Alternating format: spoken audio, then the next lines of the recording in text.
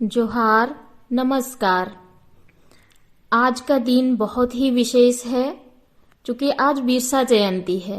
बिरसा जयंती की बहुत शुभकामनाएं सभी को।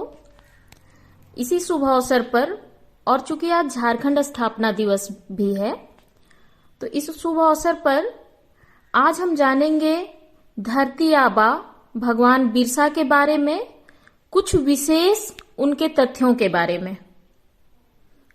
भगवान बिरसा मुंडा। बिरसा मुंडा कोई नाम भर नहीं है, न ही ये कोई प्रचारित व्यक्तित्व है, न ही ये आज ही प्रसिद्ध हुए, बल्कि क्रांतिकारी बिरसा तो अपने जीवन काल में ही भगवान के रूप में प्रसिद्ध हो गए थे।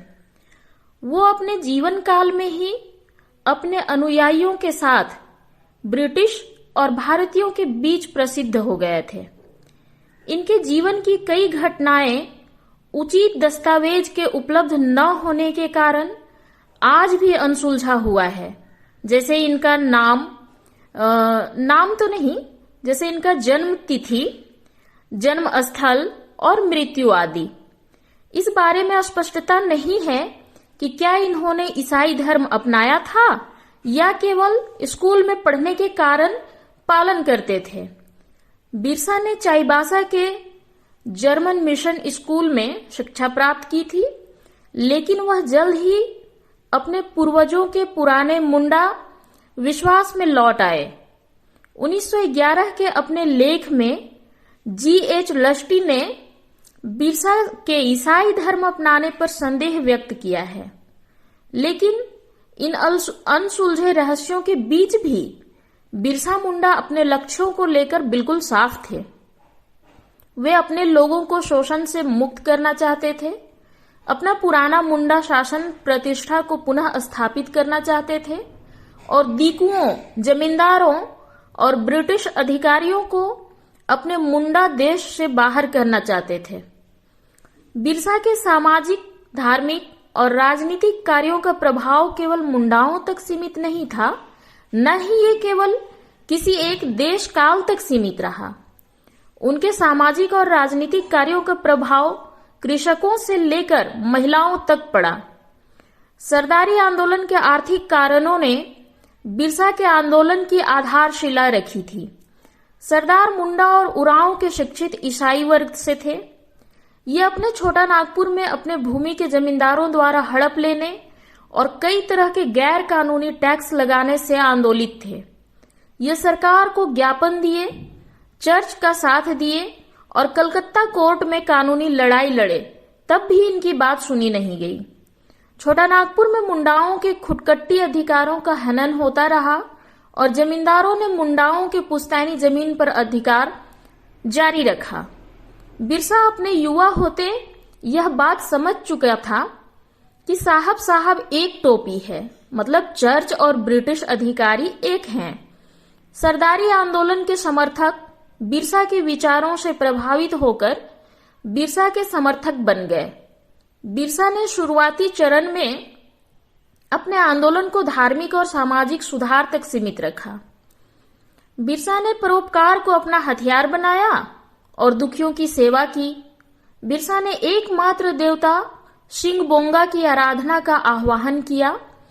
बहुदेववाद के आदिवासी प्रणाली में यह एक नवीन जागरण था। सरना स्थल, जहाँ पे पूजा होता है, तो सरना स्थल में पूजा पर जोर दिया और सबसे बड़ी बिरसा ने धार्मिक पुनर्वापसी का आंदोलन चलाकर ईसाइयों में बदले मुंडाओं को मुंडाओं के मूल धर्म में लाने की कोशिश की।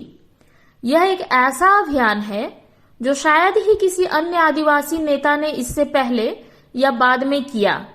उसने मुंडाओं के ईसाई बनने का विरोध किया, अपने मुंडा धर्म में सुधार कर उसे मजबूत करने का प्रयास किया।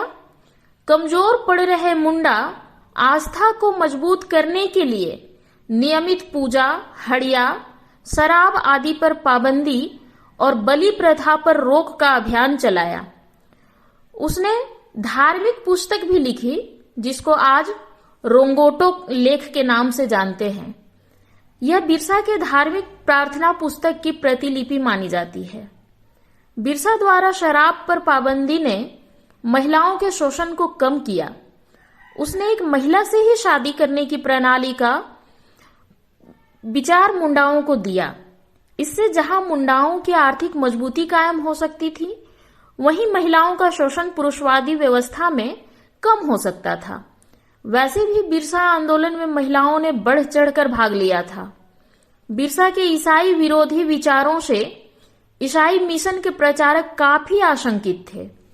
अंततः बिरसा को 1896 में जेल हुई और कुछ समय बाद 1897 में बिरसा को जेल से छोड़ भी दिया गया। बिरसा का प्रभाव इतना जबरदस्त था कि पलामू तक उसके अनुयायी बन चुके थे। वापसी के बाद बिरसा ने राजनीतिक स्वतंत्रता पर जोर दिया। कहते हैं कुछ दिन के लिए वे आसाम भी गए थे। बिरसा ने मुंडाओं को बता दिया कि बिना राजनीतिक स्वतंत्रता और अबुआ राज कायम किए बिना मुंडाओं की जमीनों का अतिक्रमण नहीं रुक सकता है, न ही जमींदार उनका शोषण बंद करेंगे। बिरसा ने मुंडाओं के ऐतिहासिक प्रतिष्ठा को अपने उलगुलान का प्रतीक बनाया और चूटिया मंदिर, नौरत्नगढ़ की यात्रा की। अंततः बिरसा के अनुयायियों ने बिरसा को युद्ध का नेतृत्व करने के लिए कहा। सिबुआबुरु की सभा में बिरसायतों ने बिरसा से हिंसात्मक और शक्तिशाली आंदोलन चलाने की मांग की। दिसंबर 1899 में सिंहभूम के कोटागरा की सभा में 60 से अधिक मुंडा प्रमुखों ने युद्ध का अनुमोदन किया। अब बिरसा युद्ध का नेतृत्व करने को तैयार थे।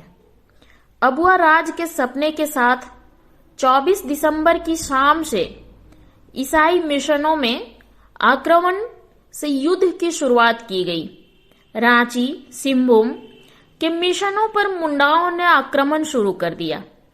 ऐसे ही एक आक्रमण में सर्वदा मिशन में मुंडरिका इंसाइक्लोपीडिया के लेखक जॉन हॉफमैन बाल बाल बचे थे। तीर धनुष और बलुआ से लड़ाई कब तक चलती? अंग्रेजों ने चालाकी से बिरसा को सोते हुए पकड़ लिया। रांची लाया गया, जहां कोर्ट में सुनवाई के दौरान ही 9 जून 1900 ईस्वी को उनकी मृत्यु हैजा से हो गई। उनकी हुई मृत्यु में या अंग्रेजों ने डर से जहर दे दिया कहना मुश्किल है। रातों रात उनका शव कोकर नदी के किनारे जला दिया गया। आज भी उनकी समाधि स्थल वहीं है। बिरसा के विचारों ने झारखंड की दशा और दिशा बदल दी। यह वही दौर था जब छोटा नागपुर में अलग राज्य की मांग की नींव पड़ी थी। बंगाल से बिहार, उड़ीसा का अलग होना, इसका प्रतिक्रिया में राज्य निर्माण 1912, 1936 और 2000 ईस्वी में पूरा हुआ। बिरसा का अबुआ राज का सपना बाद में झारखंड राज्य की मांग में बदल गया। धन्यवाद।